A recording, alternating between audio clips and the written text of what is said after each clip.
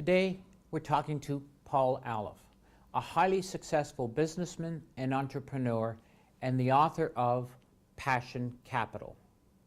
Our topic is, what is the world's most valuable asset?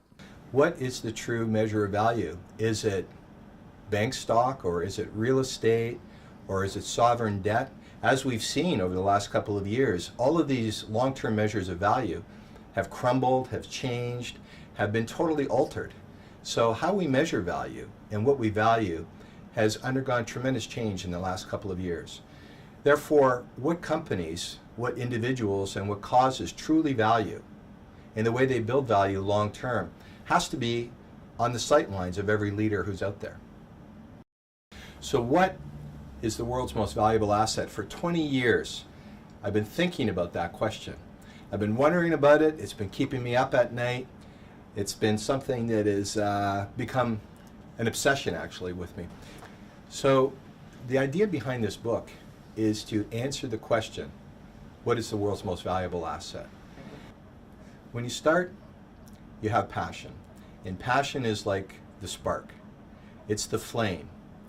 What you need is more than passion, because passion is just an emotion. How you build passion capital is to take the 7 building blocks, or the 7 principles that you add to that basic level of passion. With those building blocks, they're like the fuel. When you have the flame or the spark of your passion, you have the 7 building blocks or principles of passion capital. When those ignite, the fire that burns, the energy that comes from that, the intensity and sustainability, that is the passion capital. So passion is the emotion, it's the spark. The 7 principles or building blocks of passion capital, they're the fuel. And then the fire that burns brightly and is sustained and powerful, energy, intensity, and sustainability, that is passion capital. So the 7 principles of passion capital go like this. Start with creed, then culture, courage, brand, resources, strategy, and persistence. Those are the 7 principles or building blocks of passion capital. About 30% of successful companies actually sustain their success over time. And also about 30% of change management programs that are put into organizations actually succeed. So what differentiates companies that succeed over a long period of time, or change management programs that truly allow organizations to change? What brings that about, and what supports that change? Well, if you take a look at some of the systems theory, general systems theory as a matter of fact, 2 of the principles of general systems theory are this. First of all, the basic process of inputs, processing of those inputs and outputs with a feedback loop. But very importantly, 2 principles that relate directly to long-term success and to change. The first one is called homeostasis, which basically means that every system fights change.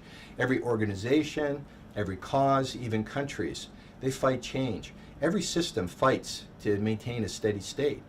So it's not part of the nature of a system to embrace change. That's why leaders who can deliver change, sustainable change, are so valued in this world. So homeostasis is the first principle. The second one, the second principle that is important in general systems theory, is related to entropy. And entropy is a term in physics or engineering that basically means that unless you're putting in more energy into a system, it will run down.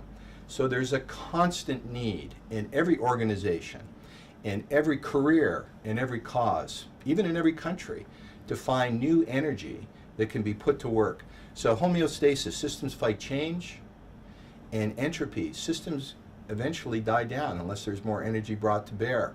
This is where passion capital, the focused intensity of a creed that you believe in, of a culture that supports and believes in that change, moving forward through the 7 principles, the courage to make change, to believe and to not fear, to have the brand. And by brand here, I don't mean the marketing definition of brand. I mean brand as your reputation for taking on difficult challenges and not backing down from the kind of change that delivers over time that kind of sustainable success. And then resources, marshaling and mastering resources.